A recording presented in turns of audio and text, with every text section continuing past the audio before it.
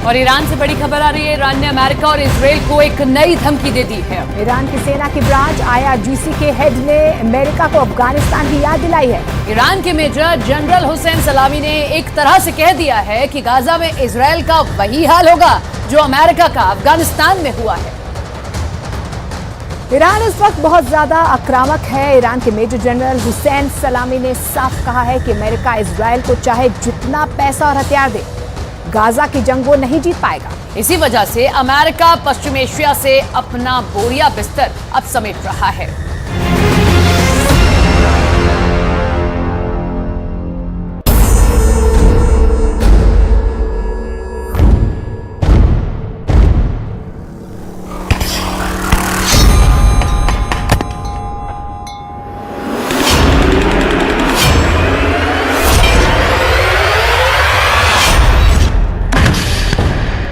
Iran के war game का पूरा प्लान सामने आ गया है।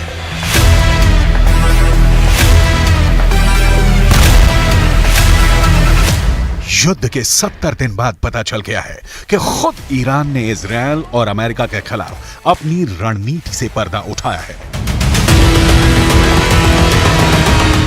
ईरान ने बता दिया है कि उसका अगला वार क्या होगा, कहां होगा और कब होगा।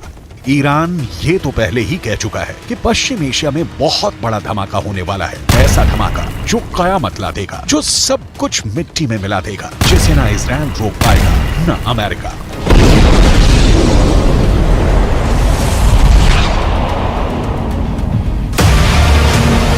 पर अब ईरान ने जो कहा है उसने अमेरिका और इजराइल की सांस हलक मिला दी है। ईरान की सेना की ब्रांच IRGC यानी इस्लामिक रिवॉल्यूशनरी गार्ड कोर के प्रमुख ने पूरी दुनिया के सामने सीना ठोक कर साफ साफ कहा है कि गाजा की लड़ाई तो बहुत छोटी है। ईरान का मकसद इजराइल को बहुत बड़ी जंग में घसीटने का है। इतनी बड़ी और पेचीदा जंग जिससे इजराइल और उसका दोस्त अमेरिका जितना बाहर निकलने की कोशिश करे, उतना ही दलदल की तरफ फंसते चले जाएं।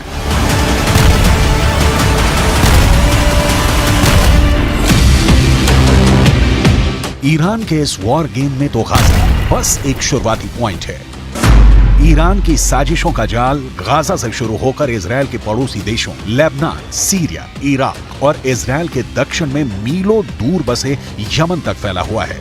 ईरान गाजा में तो हमास के पीछे खड़ा ही है, वो लेबनान में चरमपंथी संगठन हिजबुल्लाह से भी इजराइल पर हमला करवा रहा है। और इजराइल के दूसरे पड़ोसी देश सीरिया में तो खुद ईरान मौजूद है। उसने वहां से इजराइल को घेर रखा है। सीरिया और इजराइल के बीच भी आए दिन हवाई हमलों की खबरें आ रही हैं। और कुछ वक्त पहले इस लड़ाई में ताजा एंट्री हुई है यमन के हूथी विद्रोहियों की। अमेरिका ने अपने एयरक्राफ्ट कैरियर, लड़ाकू विमान और मिसाइल डिफेंस सिस्टम पश्चिम एशिया में तैनात किए, तो ईरान ने यमन में अपने समर्थन वाले हूथी विद्रोहियों को इजराइल के पीछे छोड़ दिया। हूथी विद्रोही फिलिस्तीनियों का साथ देने के नाम पर इजराइल पर मिसाइल छोड़े जा रहे हैं। हूथी विद्रोहियों ने तो यमन के बगल में मौजूद लाल सागर को भी जंग का अखाड़ा बना दिया है। वो वहां से गुजरने वाले हर जहाज पर हमले कर रहे हैं।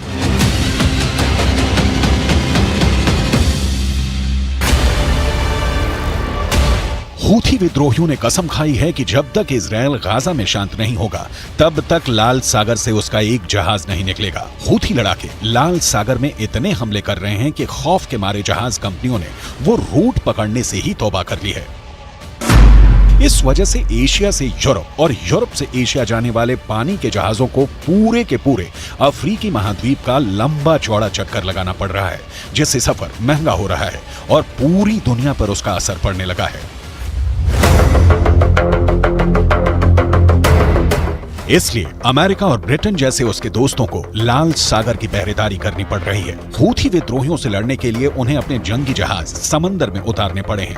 और एक दिन पहले तो हूथी विद्रोहियों ने ड्रोन से ऐसे ताबड़तोड़ हमले किए कि अमेरिका और ब्रिटेन ने लाल सागर में 15 ड्रोन मार गिराए। तो क्या ईरान की चाल में फंस गए हैं अमेरिका और इजराइल? अमेरिका और इजराइल अपने ताकतवर हथियारों और पैसे के दम पर गाजा की जंग लड़ रहे हैं, मगर ईरान की IRGC के हेड मेजर जनरल हुसैन सलामी ने दो टूक कहा कि पश्चिम एशिया की जंग न पैसों से जीती जा सकती है न हथियारों से।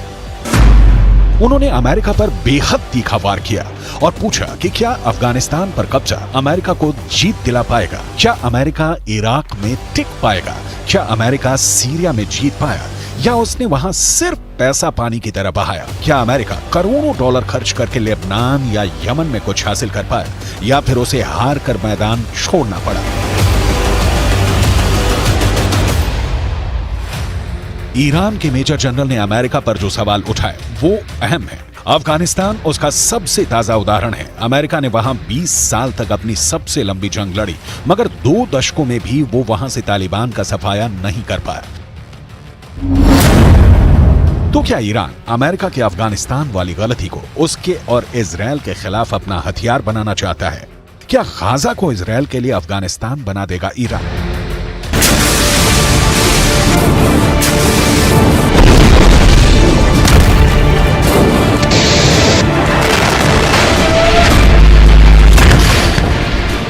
क्या ईरान इजरायल का वही हश्र करने वाला है जो इराक, अफगानिस्तान और सीरिया में अमेरिका का हुआ?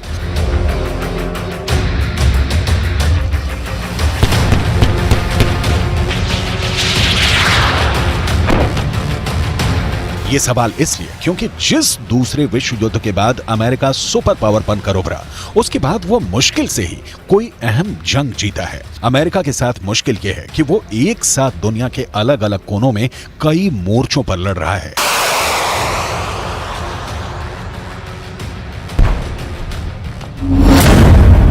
गाजा की जंग में इजरायल का साथ देकर वो वहां फंस गया है। उसके पड़ोसी सीरिया में अमेरिका आतंकी संगठन ISIS के खात्मे में लगा है।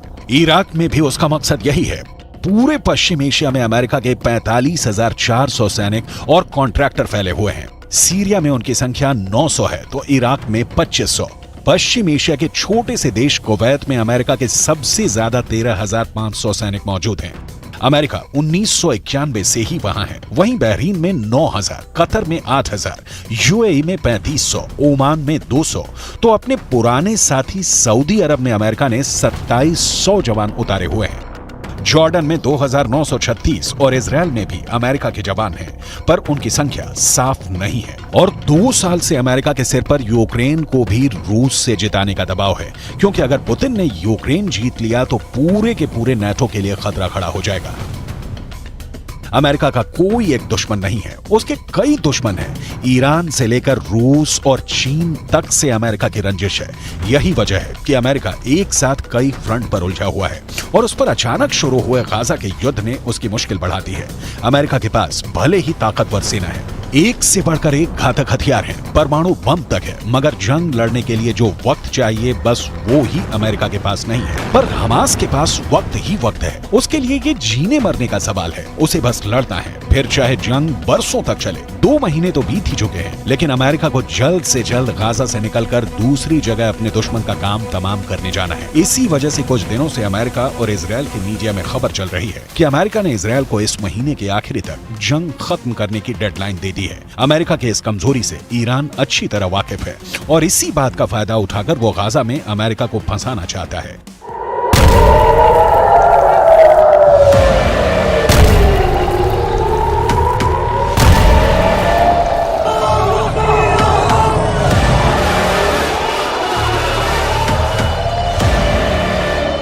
वो गाजा को अमेरिका और इजरायल के लिए अफगानिस्तान बनाना चाहता है। गाजा की जंग को लंबा खिंचवाकर वो अमेरिका और इजरायल को थकाना चाहता है।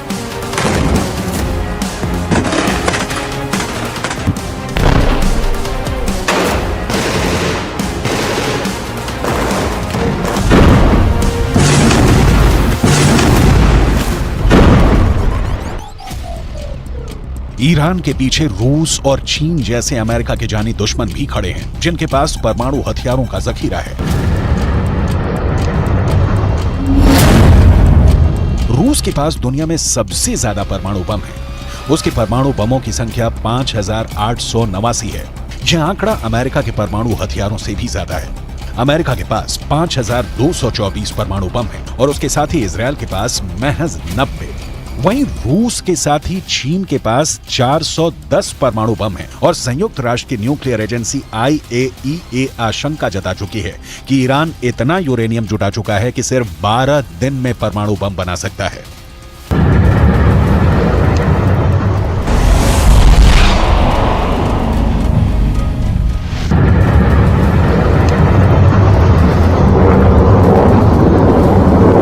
यानी ईरान, रूस और चीन की तिकड़ी अमेरिका और इजरायल की जोड़ी पर भारी पड़ सकती है। इसलिए ईरान की IRGC के प्रमुख ने कहा कि अमेरिका और इजरायल गाजा में चाहे जितने हथियार उतार लें, चाहे जितना पैसा खर्च कर लें, वो जितना घातक वार करेंगे, उनके ताबूत में उतनी ही कीलें ठुकती जाएंगी।